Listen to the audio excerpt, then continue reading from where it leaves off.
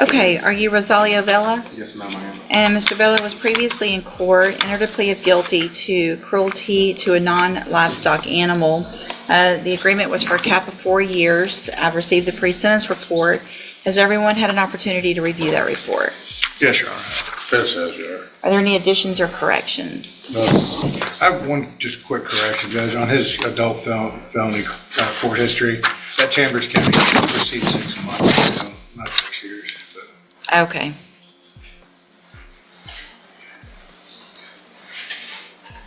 Okay. Anything else? no other corrections, Your Honor. Mr. Kimler, you may proceed.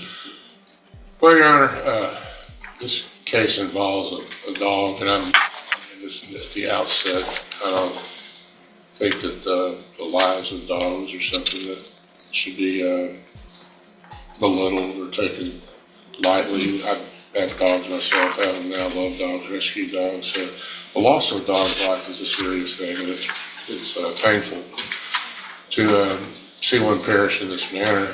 I know that Mr. Vela, he wants to address the court, but I think that he has no remorse for that. And I mean, I'm not going to try to sugarcoat it. It shouldn't have happened. And it was, a terrible wreck for the dog.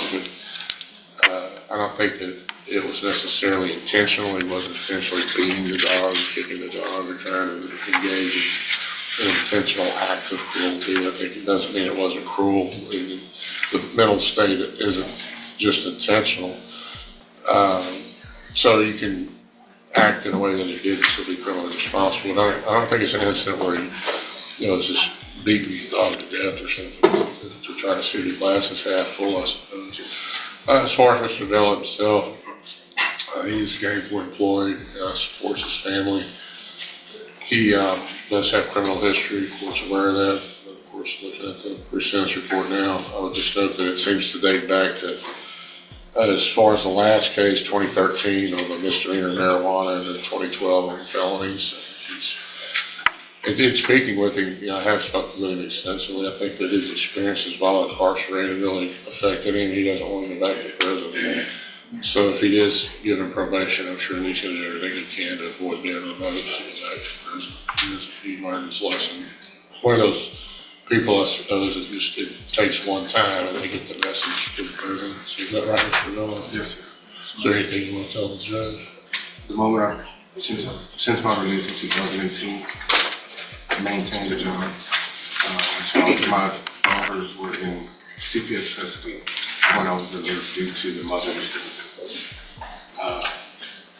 not doing the things that mothers should do or parents should do.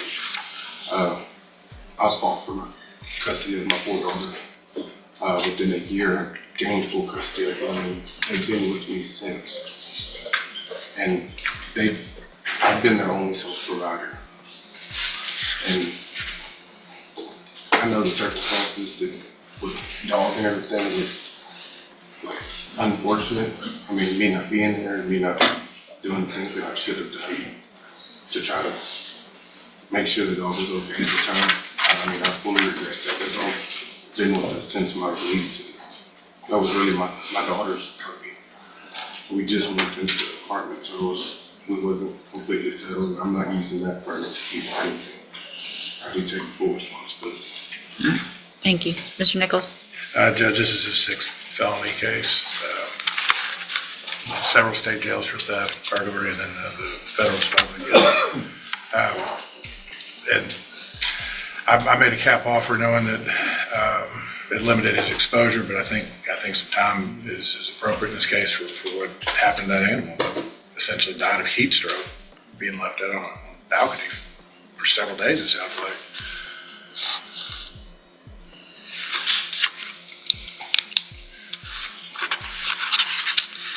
I don't disagree with Mr. Nichols, but I also can see, these are tough for me. This is tough for me.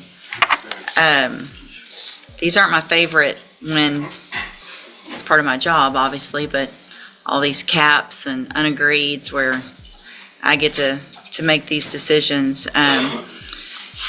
You do have, obviously, criminal history. it is all somewhat dated, other than that federal issue was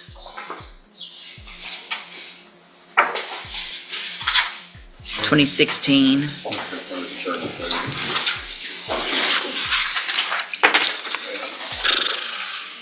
Judge, I will ask if the court is going to do probation in this case, that part of his conditions involve some form of maybe humane society or something, either to give back to an organization like that, or to Problem there may be. they may not. I realize that's been a problem in the past, as I say it. Yeah, I don't think I can do that. I mean, I can do it. I don't know that they want Right, that. they don't. I think we've dealt with this a few years ago. We did. They don't want that, so I'll take that out. If there was something, when I read the PSI, I was trying to think of something as well in case. May I say something? Is there any way that I can maybe donate to the shelters? And then just have a receipt of it, donating to the shelter? Yeah, I mean, that's something obviously that you're going to have, if I give you probation, you're going to have obviously some financial obligations, but yeah. Okay, here's what I'm going to do.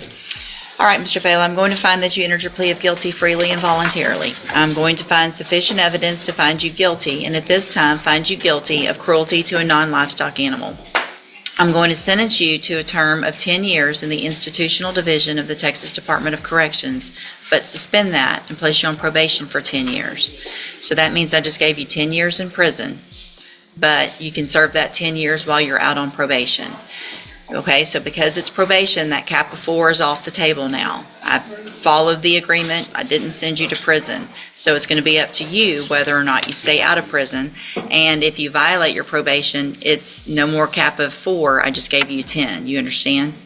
So it's much more serious. Cap of 4 probably would have been easier if I'd given you 2 years. You could go do your time and be out in 9 months. So this is going to give you an opportunity to be there, raise your daughters, do what you're supposed to do. I am going to order a $500 fine. I'm also going to order that you are not allowed to have any pets of any kind, period. Not for your kids, not anything. You're just going to be pet-free household. Understand? Include fish, reptiles. Any pet, period. Okay? No goldfish. Nothing. Okay? Take care of your kids. How long does that term last? I mean, for right now, it lasts as long as the probation. That's just a condition of your probation. If there's some point and you have some special request, you can talk to probation about that. They can send that over, and I'll decide at that time whether or not I want to modify that specific request. It needs to be a specific request for a specific whatever you're thinking. I am going to order that you donate to the Humane Society every month 1 bag of food. Every single month. What town did you? I knew you were going to ask that. I mean, a medium bag of food. I'm not talking about this little bag of food. Okay, so yeah, do that and just make sure you give that to probation every month. Okay, so that they know you've done that every month.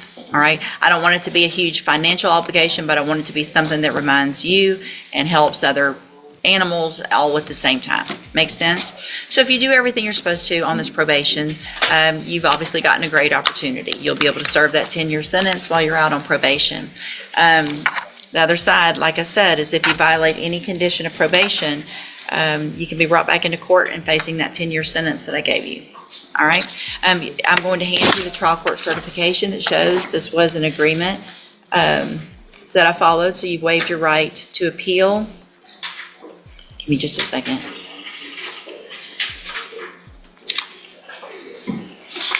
I've also handed you a written admonishment regarding your ineligibility to possess a firearm or ammunition. Because of the judgment entered against you, you're ineligible under Texas law to possess a firearm or ammunition. Possession of a firearm or ammunition could lead to charges against you. Firearm is a legal term, and you should read the written admonishment I provided you to see what devices qualify as a firearm. If you have questions about the laws that make you ineligible to possess a firearm or ammunition, or about how long that lasts, you can talk to Mr. Kindler. If you'll just have a seat here in the courtroom, probation will call you up when she's ready to go over your paperwork. Good luck to you, sir. Thank you, Your Honor. Thank you. I like Thank that. I like Good morning. Are you Tiffany English? Yes, ma'am. And Mr. Rojas, will your client waive the formal reading of the motion in each case? She will, Your Honor. Ms. English, in 18-30705, I have a motion to revoke your unadjudicated probation. It shows that you were placed on probation June 10th of 2019 for the offense of assault on a peace officer, a second-degree felony, and that was a 7-year deferred probation. Is that correct? Yes, ma'am. And in cause number 19-31722, I also have a motion to revoke your unadjudicated probation. Shows that you were placed on probation June 10th of 2019 for the state jail felony offense of possession of a controlled substance, and that was a 5-year deferred probation. Is that correct? Yes, ma'am. And Judge, I just want to clarify for the court's knowledge, I spoke with Ms. Cole.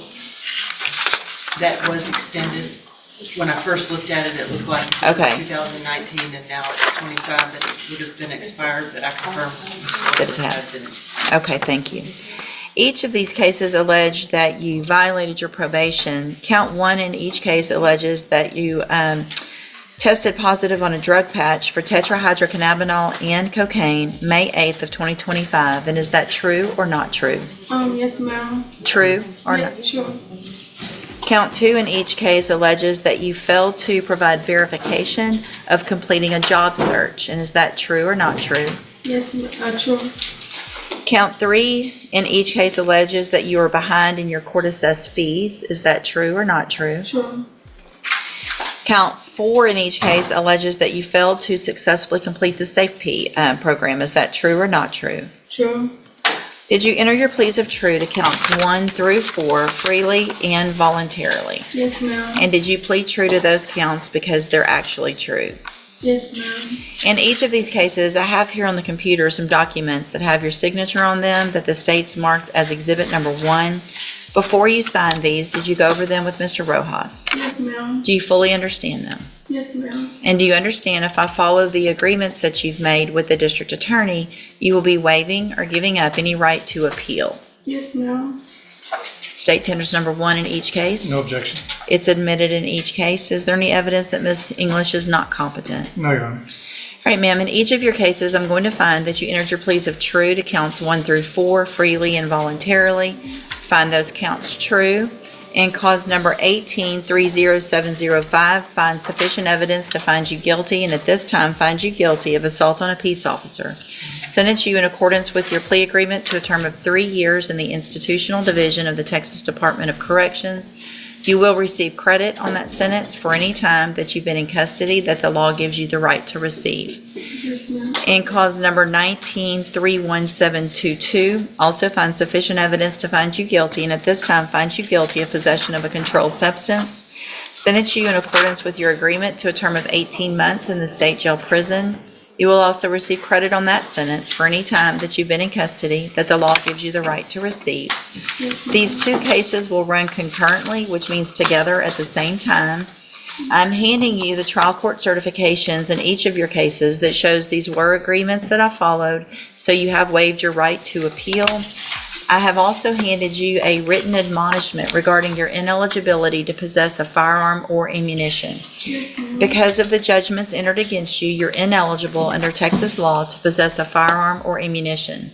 Possession of a firearm or ammunition could lead to charges against you. Firearm is a legal term, and you should read that written admonishment I provide you to see what devices qualify as a firearm. If you have questions about the laws that make you ineligible to possess a firearm or ammunition, or about how long that lasts, you can talk to Mr. Rojas. Yes, ma'am. Good luck to you, ma'am. You can go back with the bailiff. Thank you. Formal reading of the indictment. He will, Your Honor. Mr. Reic, in cause number 25-0050, the state has elected to proceed on count 1 only. It alleges that you committed the state jail felony offense of unauthorized use of a vehicle from October 14th of 2024. And how do you plead to that charge? Guilty. Are you pleading guilty freely and voluntarily? And are you pleading guilty because you actually did what they've charged you with? I have here on the computer some documents that have your signature on them that the state has marked as exhibit number 1. Before you sign these, did you go over them with Mr. Rojas? And do you fully understand them? And do you understand, if I follow the agreement that you've made with the district attorney, that you'll be waiving or giving up any right to appeal? Also, do you understand, if you're not a U.S. citizen, that a plea of guilty or no contest may result in your deportation, exclusion from admission to the country, or denial of naturalization under federal law? State tenders number 1. No objection. It's admitted. Is there any evidence that Mr. Reic is not competent? No, Your Honor. All right, sir, I'm going to find that you entered your plea of guilty freely and voluntarily. Find that you're mentally competent and you understand the nature and the consequences of your plea. Find sufficient evidence to find you guilty, and at this time find you guilty of the state jail felony offense of unauthorized use of a vehicle. Sentence you in accordance with your agreement to a term of 15 months in the state jail prison. You will receive credit on that sentence for any time that you've been in custody that the law gives you the right to receive. I'm handing you the trial court certification that shows this was an agreement that I followed, and so you have waived your right to appeal. You've also been handed a written admonishment regarding your ineligibility to possess a firearm or ammunition. Because of the judgment entered against you, you're ineligible under Texas law to possess a firearm or ammunition. Possession of a firearm or ammunition could lead to charges against you. Firearm is a legal term, and you should read that written admonishment I provide you to see what devices qualify as a firearm. If you have questions about the laws that make you ineligible to possess a firearm or ammunition, or about how long that lasts, you can talk to Mr. Rojas. All right, good luck to you, sir. You can go back with the bailiff. See, Carrington. No, yeah, just go over, sir. Good morning. Are you Winford Lamont? Yes, Your Honor. Good morning.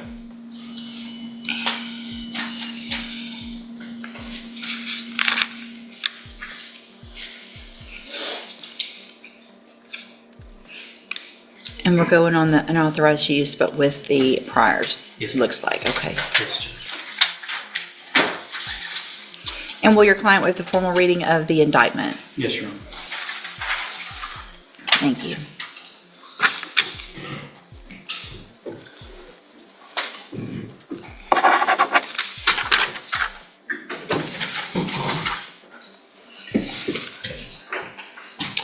See, Mr. Lamont, in cause number 231842, you are charged with the state jail felony offense of unauthorized use of a vehicle from July 14th of 2023. The indictment alleges you were previously convicted of burglary of a building, a second-degree felony, February 9th of 1990. After that was final, you were convicted of unauthorized use of a motor vehicle, a third-degree felony, October 31st of 1991, in 2 cases on that same date, making this for punishment purposes a second-degree felony. And how do you plead to that charge? Yes, Your Honor. And are those prior convictions true? Yes, Your Honor. I have here, and are you pleading guilty freely and voluntarily? Yes, Your Honor. And did you plead guilty because you actually did what they've charged you with? Yes, Your Honor. I have here on the computer some documents that have your signature on them that the state has marked as exhibit number 1.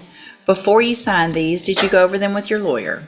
Yes, Your Honor. Do you fully understand them? Yes, Your Honor. And do you understand, if I follow the agreement that you've made with the district attorney, that you will be waiving or giving up any right to appeal? Yes, Your Honor. Also, do you understand, if you're not a U.S. citizen, that a plea of guilty or no contest may result in your deportation, exclusion from admission to the country, or denial of naturalization under federal law? Yes, Your Honor. State tenders number 1. No objection. It's admitted. Is there any evidence that Mr. Lamont is not competent? No. All right, Mr. Lamont, I'm going to find that you entered your plea of guilty and true freely and voluntarily. Find that you're mentally competent and you understand the nature and the consequences of your plea. Find sufficient evidence to find you guilty, and at this time find you guilty of unauthorized use of a vehicle. Find those prior convictions true. Sentence you in accordance with your agreement to a term of 10 years in the institutional division of the Texas Department of Corrections. You will receive credit on that sentence for any time that you've been in custody that the law gives you the right to receive. I will sign a dismissal as part of this agreement in cause number 250234. I'm handing you the trial court certification that shows that this was an agreement that I followed, and so you have waived your right to appeal. I have also handed you a written admonishment regarding your ineligibility to possess a firearm or ammunition. Because of the judgment entered against you, you're ineligible under Texas law to possess a firearm or ammunition. Possession of a firearm or ammunition could lead to charges against you. Firearm is a legal term, and you should read the written admonishment I provide you to see what devices qualify as a firearm.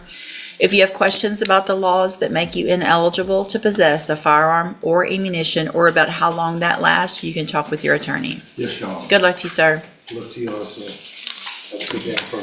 And thank you, sir. Yes, sir, I'm signing that dismissal now. Rejection was 35 years on that manslaughter case. Has there been any other negotiations or offers made? No, Judge. The state's filed a habitual offender notice, which my understanding would make the defendant 25 and 99. And we went over that in that plea bargain rejection back then, so that's been quite some time. Mr. Lowenthal, I want to make sure you understand that your case is the number one case to begin with jury selection next Monday afternoon. After today, there won't be any agreements, or unless it's some new information that comes out with your attorney or Mr. Coleman, or something different than what is on the table today. Do you understand? Okay, and so it's the plan, I think, Mr. Coleman, to go forward on 24-1911, the manslaughter case, is that correct? Yes, Judge. And then any issues that y'all know of that we need to take up today while we have a few minutes? There is one issue, Judge, and it's the matter of the certificate of analysis that I filed in this case. The reason why I'm asking for some clarity on this one, or maybe even a ruling, is the lab that performed the toxicology in this case is located out of state. Forgive me, that state escapes me right now, but nevertheless. Is it New Mexico? It is, okay. I'm looking at your certificate. Pennsylvania. NMS, okay, sorry. There is a lab that is central to the manslaughter case, because the manslaughter case essentially deals with fentanyl. And what I've done is we'd like to get that laboratory analysis in through certificate of analysis. And if there is a problem, I'd like to know now so we can start making the efforts or arrangements to get a lab tech from Pennsylvania. I don't see that there has been, Mr. Reynolds, I don't see that you have filed any objection as required under that statute. Am I missing that, or have you? I know. Okay, so do you anticipate raising any type of issue with regard to that? Well, here's the Fourth Amendment issue that I'll raise. Okay. What section is it? And every time I forget to put it in my motion or in my certificate. That's okay, I can find it, because there is a requirement, and I've gone through this a few times. Let's see. If you have an objection, that has to be filed. Let's see.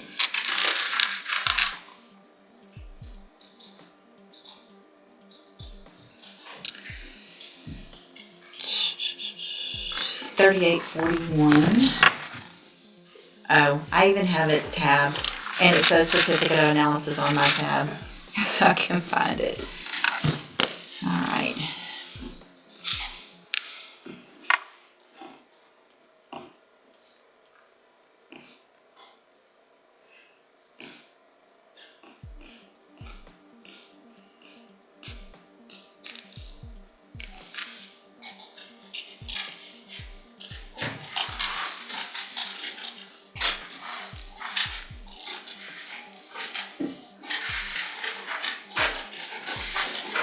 So we're today more than 10th. It says the certificate is not admissible if not later than the 10th day before trial begins, the opposing party files a written objection.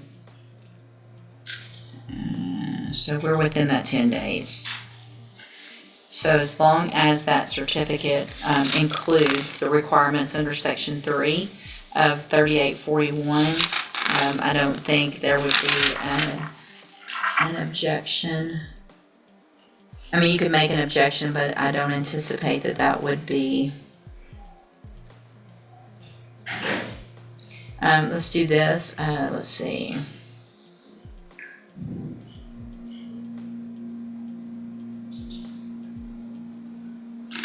I don't if it's if it includes those things, and it's got that certificate here, and I'm assuming it includes what's required. If you'll take a look at that, y'all get with me if you want to have a motion or an objection to that. It needs to be in writing. I would need that this week. It's still probably outside that realm of the time frame. At least we can take a look at it. But I would anticipate that it would be allowed based on that certificate of analysis and the fact that it was timely filed. One other thing I want to point out, Judge, is that my understanding of 3841 is that it complies with that with 3841 or substantially complies, is what it says in the statute. Yeah.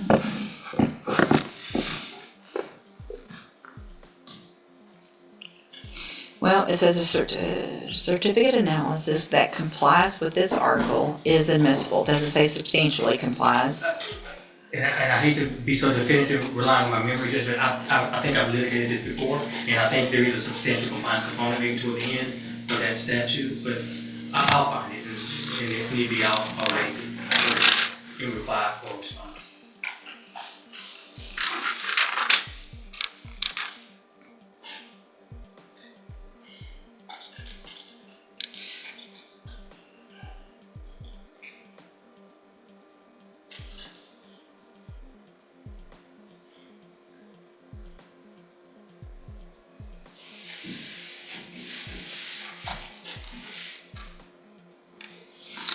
A certificate of analysis, section 5, is sufficient for purposes of this article if it uses the following form or if it otherwise substantially complies with this article. That's the form, kind of talking more about the form. Section 3 is a certificate of analysis under this article must contain the following information. And it's got a list of 7 items. You touched on the portion I was referencing, that's substantial compliance. My reading of it is that if it substantially complies with the form, which that form purports to comply with the statute, then that gets us there. But we may be splitting hairs unnecessarily right now. I just wanted to point that out. Name, yeah, just double check. It's got to have name, statement that the laboratory is accredited, the description of the analyst, education, training, background, statement that the duties, description of the test or procedures conducted, statement that the test or procedures used were reliable, and the results of the analysis. And Judge, I'm not gonna make them bring somebody down from Pennsylvania, but if, it looks like it's got, I mean, it's 35 pages worth of information, so But it seems to comply. well, I know, On but a- if it doesn't, I'm gonna object to it, but however, I'm not gonna Yeah. force them to bring it.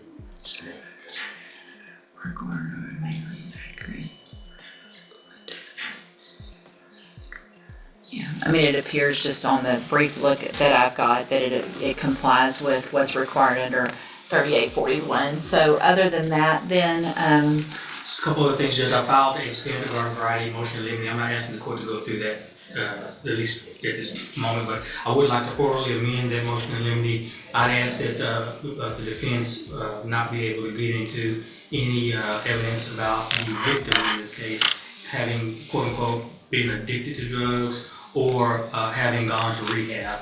The state's position is that is wholly irrelevant to whether or not the defendant or the defendant provided fentanyl to the deceased on the day in question. let's do it this way, if you don't mind, since we've got a few days. If you wouldn't mind doing an actual second motion, and then Mr. Reynolds, if you'll take a look at that as soon as it gets filed, and then when we come back on Monday, either before we pick the jury, if we think that's going to be something y'all want to talk about to the jury, or after, be prepared to say, I object to numbers 1, 2, 3, 4, whatever it is, or if you don't have any objection to any of them, then I'll take care of that. But if you'll, I think it would be easier just for me to be able to go down, Mr. Coleman, if you'll do an amended one. Yes, Judge. Anything That's all I else? have, Judge. Okay, anything that you have that you know of, Mr. Reynolds? And it does look like, okay, so we've just already ruled on the motion to quash. Okay, then we'll see you all back. It's the number 1 case, and we will get started Monday at 1. Obviously, y'all know I'll be around and I'll be in docket that morning. If something comes up that y'all need that would help us go smoother that afternoon, just let me know. Okay? We'll see you back Monday. Morning, sir. Are you Trevor Green? And Mr. And just like that, another courtroom chapter comes to an end. But cases like these remind us of something important. Every decision has consequences, and sometimes one mistake can change everything forever. Today, we saw mercy, accountability, and justice collide in ways that leave lasting impact on everyone involved. Some walked away with a second chance. Others faced years behind bars. But the real question is, what would you have done if you were the judge? Did the punishment fit the crime? Drop your thoughts in the comments below. And remember, in the courtroom, the truth always has a way of catching up. Stay tuned for more real cases, real justice, and real consequences.